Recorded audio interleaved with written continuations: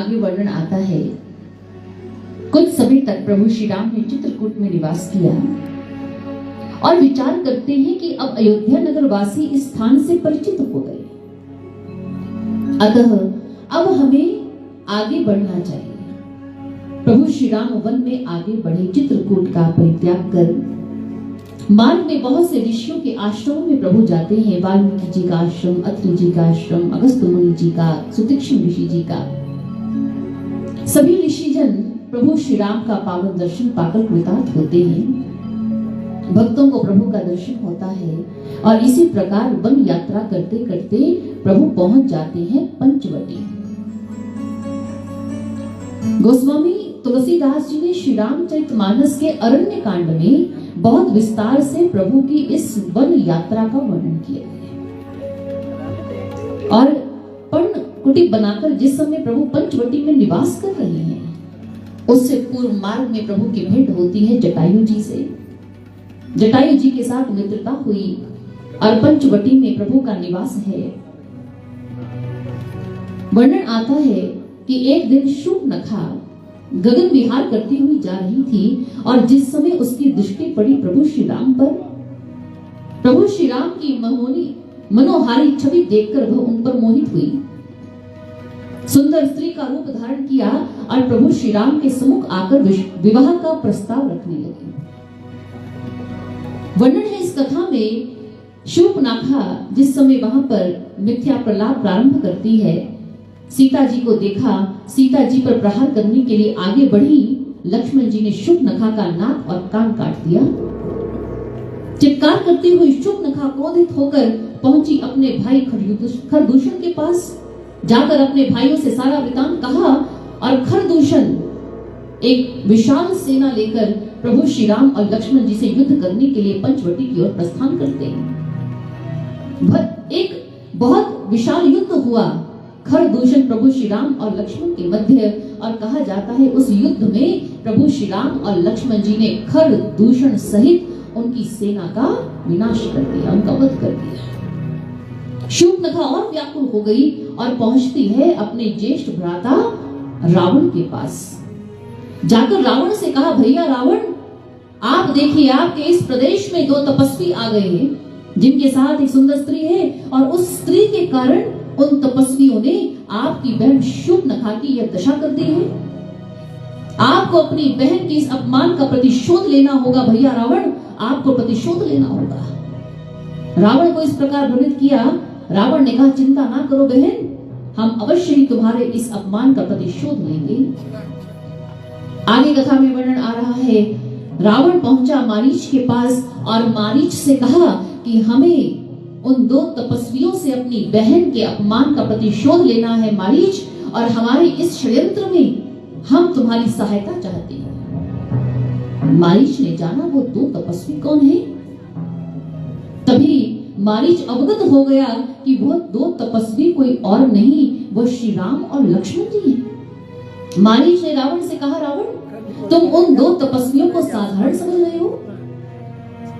जो श्री राम है, एक समय उनके बाण के प्रहार से मैं 100 योजन दूर समुद्र के उस पार जाकर गिरा था। तुम उन्हें साधारण मत समझो। अपना ये हठ त्याग दो रावण, नहीं तो तुम्हारा विनाश होगा। रावण ने कहा, मारीच तुम मुझे उन तपस्वियों का भय दिखा रहे हो।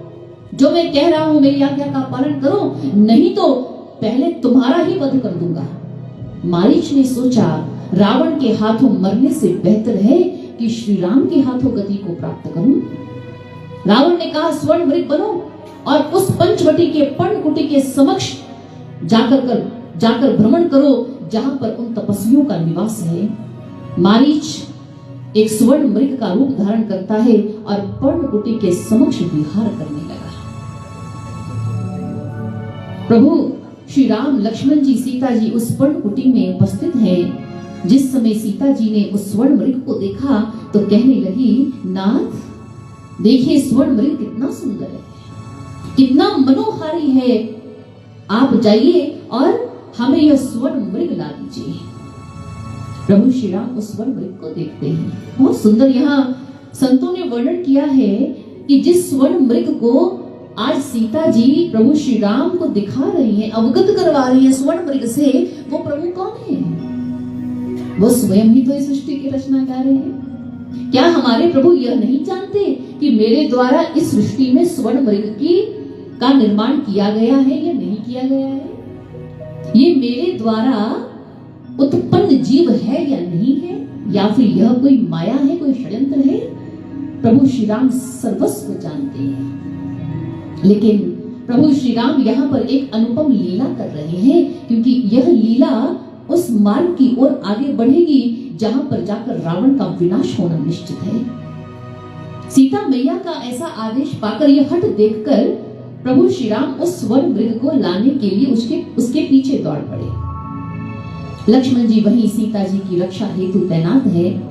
जिस समय प्रभु श्री राम उस मृग के पीछे दौड़े, स्वर्ण मृग द्रुत गति से आगे दौड़ता जा रहा है।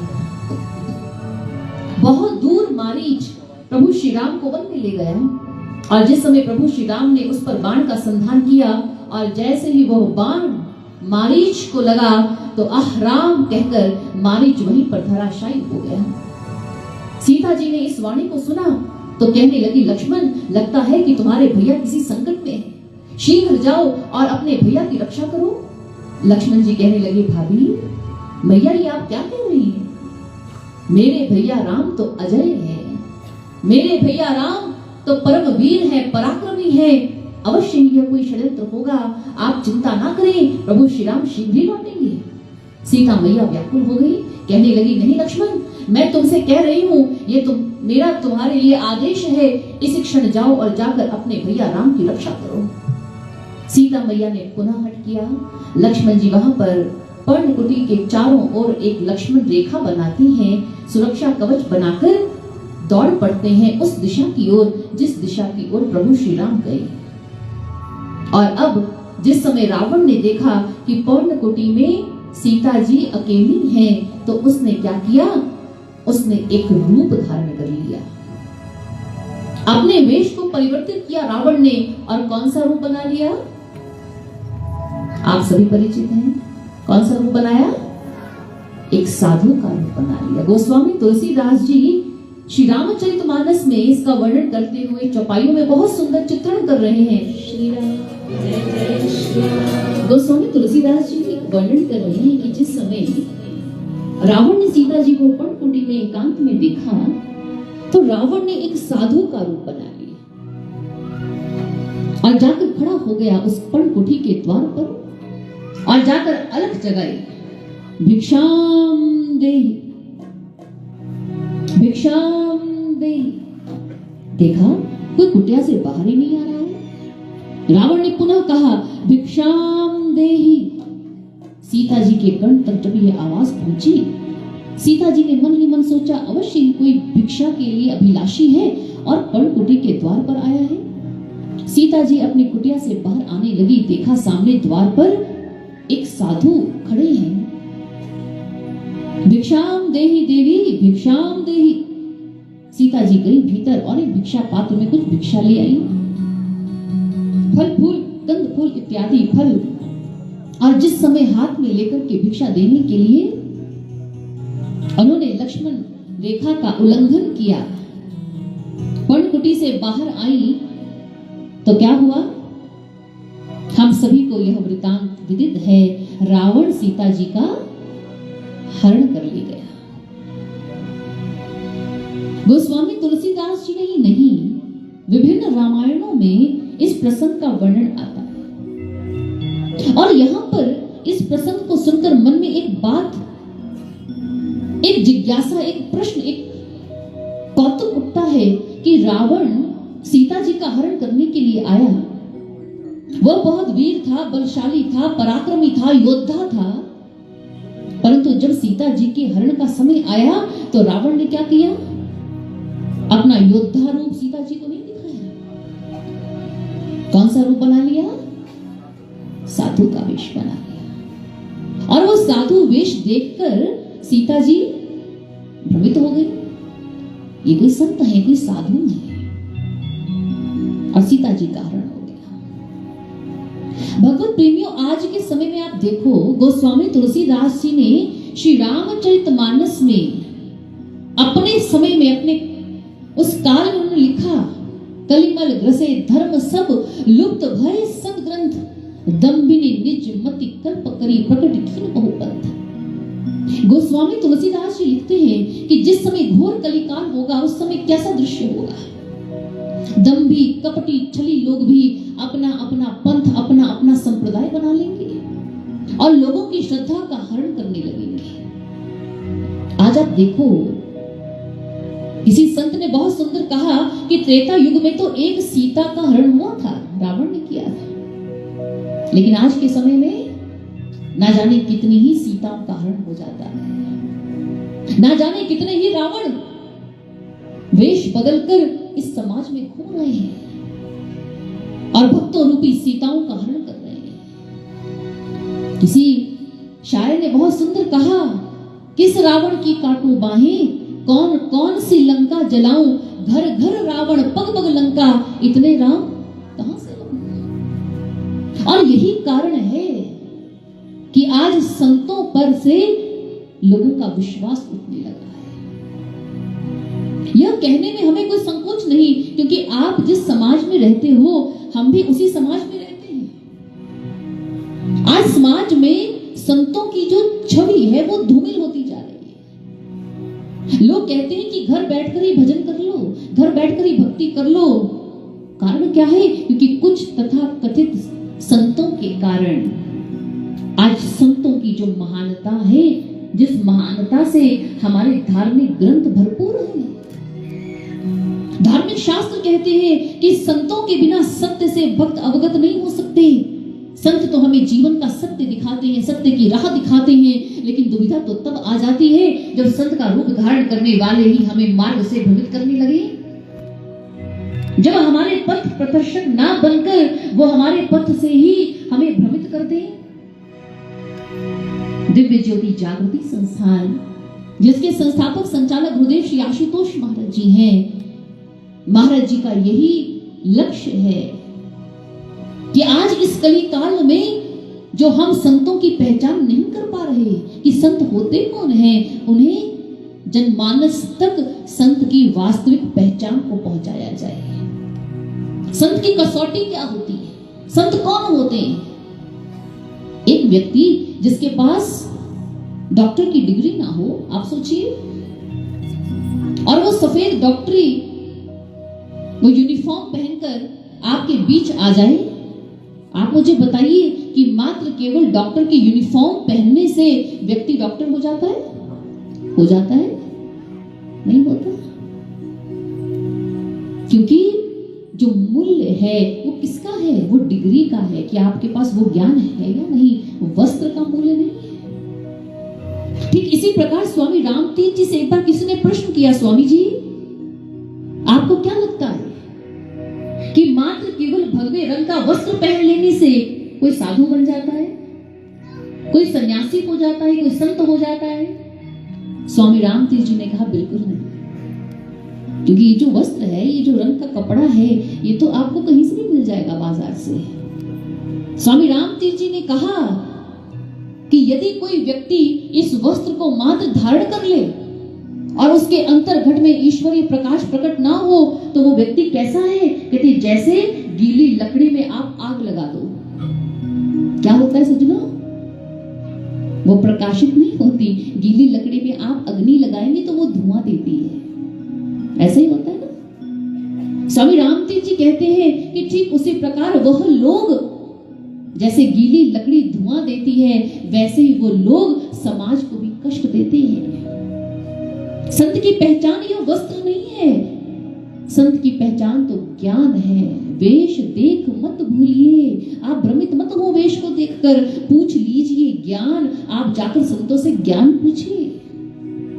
मोल करो तलवार का और पड़ा रहने दो म्यान।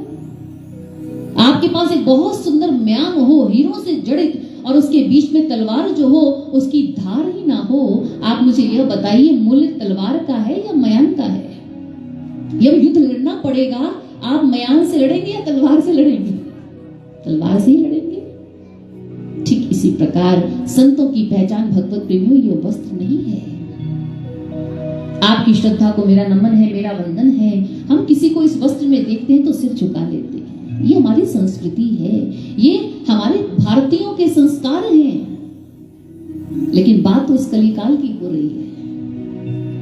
आप संतों को नमन करें, वंदन करें, उनका आराधन करें, उनको सम्मान दें, लेकिन पहले एक सच्चे संत की परख करना सीख लें कि सच्चा संत कौन है।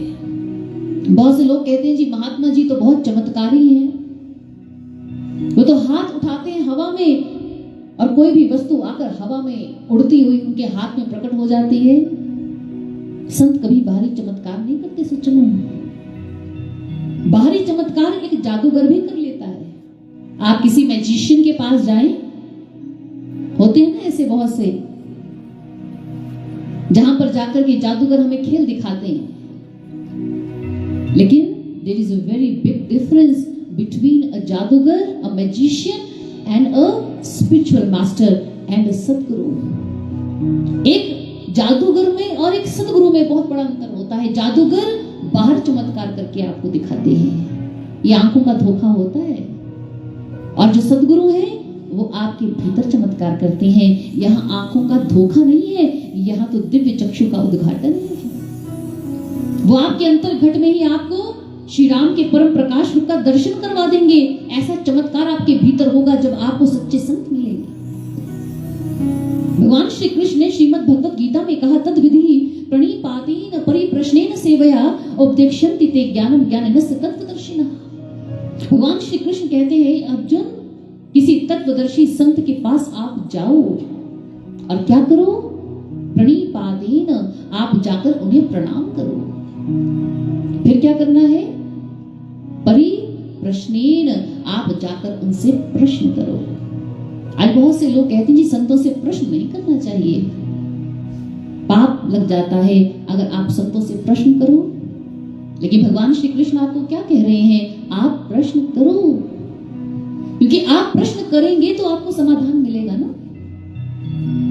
कहते संत मिले कुछ कहिए सुनिए, कहते आपको संत मिले कुछ कहो उनसे और कुछ सुनो उनसे, तो आपको जीवन की दिशा प्राप्त हो जाएगी। भगवान श्री कृष्ण ने कहा परिप्रश्नेन और फिर सेवया, फिर आप उनकी सेवा करो। प्रश्न कैसा होना चाहिए? ईश्वर से संबंधित। और फिर सद्गुरु अगर पूर्ण होंगे वो क्या करेंगे? उपदेक्ष्यन्ति ते ज्ञानम। भगवान श्री कृष्ण कहते हैं वो आपको ज्ञान का उपदेश देंगे। वो आपको ये नहीं बताएंगे आपकी बेटी की नौकरी कब लगेगी, वो आपको ये नहीं बताएंगे आपकी लॉटरी कब लग जाएगी। वो आपको ज्ञान का उपदेश देंगे कि ईश्वर कहाँ है, कैसे उनका दर्शन होता है। उपदेक्ष्यन्ति ते ज्ञानम, और फिर क्या होगा? ज्ञानिनस्य तत्त्वदर्शिनः। भगवान श्री कृष्ण कहते हैं फिर वो अगर सच्चे सद्गुरु होंगे तो आपको तत्व से ईश्वर का दर्शन भी करवा देंगे। कल कथा प्रसंग में आपने सुना बहुत विस्तार से, वो ईश्वर मात्र केवल चर्चा का विषय नहीं, वो दर्शन का विषय है। God is not only the matter of assumption, God is the matter of direct perception. Swami Vivekananda ji कहते हैं ईश्वर कल्पना का विषय नहीं, ईश्वर प्रत्यक्ष दर्शन का विषय है। उनका दर्शन जीवन में होना चाहिए। संत की पहचान भारी वस्त्र नहीं। भगवत प्रेमियों, आज आप नोट कर लें, आप किसी जौहरी के पास जाएं, अगर किसी सुनार के पास सोना खरीदने, और अगर आपको असली सोने की परख ना करनी आती हो तो हो सकता है ना कि वो सुनार आपके साथ धोखा कर दे, वो आपको नकली सोना दे दे। लेकिन अगर आपको सोने की परख करनी आती होगी, आप थोड़ा रगड़ कर देखिए उसे, आप पहचान जाएंगे ये पीतल है या सोना है। आपके पास परख है। इसी तरह आप जीवन में जब संत की खोज करें, सद्गुरु की खोज करें, तो आप परख लेकर के चलिए। संत की पहचान सिर्फ वस्त्र नहीं, संत की पहचान कोई चमत्कार नहीं। बहुत लोग कहते हैं कि संत तो बड़ा सुंदर कथा गायन करते हैं, बहुत तेज है उनके चेहरे पर, क्या वाणी है, क्या संस्कृत संभाषण करते हैं वो, हमने उन्हीं को अपना गुरु बना लिया। संत की पहचान ये भी नहीं है सज्जनों। बहुत से लोग कहते हैं वहां तो बहुत समागम में गई, बहुत भीड़ थी, लाखों की भीड़ थी, बहुत पहुंचे हुए संत थे। क्या भीड़ संत की पहचान हो सकती है? भीड़ भी नहीं हो सकती। भीड़ भेड़ चाल भी हो सकती कभी ना कभी, लेकिन सिर्फ भीड़ पहचान नहीं है। संत की पहचान जानते हैं क्या है? आइए भगवान शिव से पूछते हैं। भगवान शिव ने पार्वती जी को कहा, हे उमा, सच्चे संत की पहचान जानती हो क्या है? स्कंद पुराण में वर्णित गुरु गीता में भगवान शिव पार्वती जी से कहते हैं, अंतस सच्चिदानंद साक्षात्कारम सुसादयेत यो सासेव गुरु प्रोक्तः परो नाम धरः स्मृतः। भगवान शिव ने कहा, हे उमा, सच्चे संत की पहचान है अंतस सच्चिदानंद साक्षात्कारम। अंतःकरण में सच्चिदानंद, सच्च चित्त आनंद स्वरूप ईश्वर का साक्षात्कार जो गुरु करवा दे, वही गुरु सच्चे संत हैं, वही सच्चे महात्मा हैं। ऐसे गुरु के श्री चरणों में नमन करो, अन्यथा सभी नाम के ही गुरु हो सकते हैं, लेकिन सच्चे गुरु की पहचान ईश्वर दर्शन है। इसलिए महापुरुषों ने कहा, आओ ये पतझड़ में बसंत की तलाश करें। समाज का आह्वान किया संतों ने, आओ कि पतझड़ में बसंत की तलाश करें, इस अंधी सुरंग के अंत की तलाश करें। जिधर देखो दिख रहे हैं बाने ही बाने, इन बानों में सच्चे संत की तलाश करें। हम इन बानों में सच्चे संत की तलाश करें, ताकि सच्चे संत हमें ईश्वर तक ले जाए। इसलिए प्रभु श्री राम जो घट घट के वासी हैं और वो सभी को जीवन में वो आनंद प्रदान करना चाहते हैं, हम उन राम के साथ जुड़े। आइए अपने जीवन में इस नियम को इसका पालन करें और अपने जीवन में खोज करें किसी ऐसे संत महापुरुष की।